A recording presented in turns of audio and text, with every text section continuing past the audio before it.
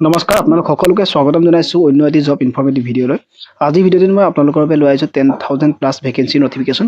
এই নটিফিকেশ্যনসমূহ কোন বিভাগত মুকলি কৰিছে আৰু লগতে যদি আপোনালোকে এপ্লাই কৰিব বিচাৰিছে তেন্তে কোৱালিফিকেশ্যন কি বিচাৰিছে, এজ লিমিট আৰু লগতে সিলেকশ্যন প্ৰচেছ কেনেধৰণৰ হ'ব, সকলোবিলাক ডিটেইলছ ভিডিঅ'টিৰ জৰিয়তে আপোনালোকে দেখিবলৈ পাব। ভিডিঅ'টি সকলোকে চাই থাকিব আৰু যদি মোৰ চেনেলটিত প্ৰথম আহিছে তেন্তে চেনেলটি সকলোৱে ছাবস্ক্ৰাইব কৰি থৈ দিব। তেনেহ'লে পলম নকৰি আমি ভিডিঅ'টিলৈ আগবাঢ়িছোঁ।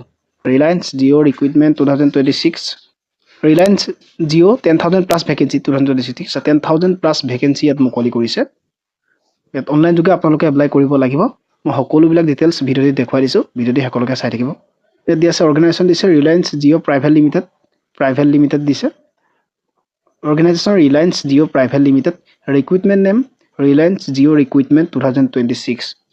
টোটেল ভেকেন্সি মুকলি কৰিছে 10,000 প্লাছ। ঠিক আছে, জব টাইপ আপোনালোকৰ প্ৰাইভেট জব হয়। প্ৰাইভেট জব হ'লেও এই ভেকেন্সিসমূহ এটা খুবেই ভাল ভেকেন্সি হয়।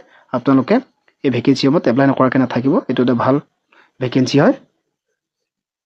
পে স্কেলো ভাল দিছে ইয়াৰ বাবে। পে স্কেল কিমান দিছে আপোনালোকৰ 32,000 to 58,800 এক্সপেক্টেড আপোনালোকৰ পে স্কেল ইয়াত দিয়া হৈছে। এপ্লিকেশ্যন মোড আপোনালোকে অনলাইন যোগে কৰিব লাগিব।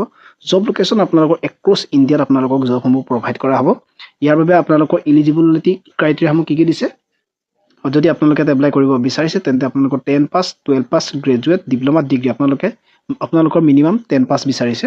10 পাছৰ ওপৰত আপোনালোকে 12 পাছ বা গ্ৰেজুৱেট কৰিলেও আপোনালোকে এই পোষ্টসমূহত এপ্লাই কৰিব পাৰিব। আপোনালোকে অফিচিয়েল ৱেবছাইটত গৈ আপোনালোকে ধুনীয়াকৈ এপ্লাই কৰি ল'ব পাৰিব, নাইবা মই ডেছক্ৰিপশ্যনত এপ্লাই লিংক দি দিম, তাৰ পৰা গৈ আপোনালোকে এপ্লাই কৰি ল'ব পাৰিব।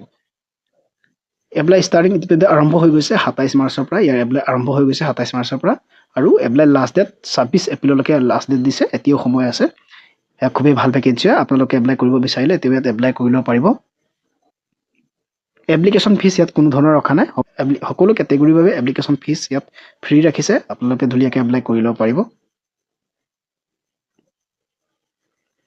ভেকেন্সি ডিটেইলছসমূহ ইয়াত দিয়া আছে। আপোনালোক কি আহিছে, জিঅ' চেলছ এক্সিকিউটিভৰ পোষ্ট মুকলি কৰিছে, কাষ্টমাৰ ছাৰ্ভিচ এক্সিকিউটিভ, ফ্ৰীলেন্সাৰৰ পোষ্ট মুকলি কৰিছে, Jio' store assistant, network engineer, IT and technical ষ্টাফত পোষ্ট মুকলি কৰিছে, বিজনেছ অপাৰেশ্যনত পোষ্ট মুকলি কৰিছে, HR আৰু এডমিনিষ্ট্ৰেশ্যন ষ্টাফতো পোষ্ট মুকলি কৰিছে, ফাইনেন্স এণ্ড একাউণ্টছতো পোষ্ট মুকলি কৰিছে, এপ্ৰেণ্টিছ এণ্ড ট্ৰেইনী পোষ্টটো মুকলি কৰিছে ইয়াত। ইয়াৰ বাবে আপোনালোকৰ এজ লিমিট কি বিচাৰিছে, আপোনালোকৰ মিনিমাম 18 ইয়াৰ্ছ বিচাৰিছে আৰু মেক্সিমাম 40। ঠিক আছে, আপোনালোকে 18 ইয়াৰ্ছৰ পৰা 40 ইয়াৰ্ছলৈকে এপ্লাই কৰিব পাৰিব। আৰু এডুকেশ্যনৰ কোৱালিফিকেশ্যন মই ক'লোৱেই 12 পাছ। আপোনালোকৰ মিনিমাম 10 পাছ হ'লে এই ভেকেন্সিসমূহত এপ্লাই কৰিব পাৰিব। ইয়াত কোনো ধৰণৰ আপোনালোকৰ এক্সপিৰিয়েঞ্চ বিচৰা নাই। ফ্ৰেছাৰ্ছ সকলো ইয়াত এপ্লাই কৰিব পাৰিব। ইয়াৰ উপৰি এক্সপিৰিয়েঞ্চৰ বাবেও কিছুমান পোষ্ট আছে। আৰু এটা ইয়াত ভাল কথা কি হৈছে, আপোনালোকৰ চিলেকশ্যন প্ৰচেছটো কি দিছে, অনলি আপোনালোকৰ ইণ্টাৰভিউ আৰু ডকুমেণ্ট ভেৰিফিকেশ্যন। ইণ্টাৰভিউ বেচিছত আপোনালোকক ইয়াত চিলেক্ট কৰা হ'ব। আপোনালোকে ইয়াৰ উপৰি যদি ডিটেইলছত চাব বিচাৰে তেন্তে অফিচিয়েল নটিফিকেশ্যনটো মই দি দিছোঁ ডেছক্ৰিপশ্যনত, তাৰ পৰা গৈ সকলোবিলাক চাই ল'ব পাৰিব। এপ্লাই লিংক ইতিমধ্যে মুকলি কৰি থোৱা আছে। আপোনালোকে এপ্লাই লিংকত গৈ এপ্লাই কৰি ল'ব পাৰিব। ঠিক আছে, আৰু অফিচিয়েল নটিফিকেশ্যনো দিয়া আছে। ধুনীয়াকৈ আপোনালোকে এপ্লাই কৰি ল'ব পাৰিব। ঠিক আছে, যদি ভিডিঅ'টি ভাল লাগিছে এতিয়া সকলো বন্ধুসকললৈ শ্বেয়াৰ কৰি দিব। ধন্যবাদ। জয় আই অসম।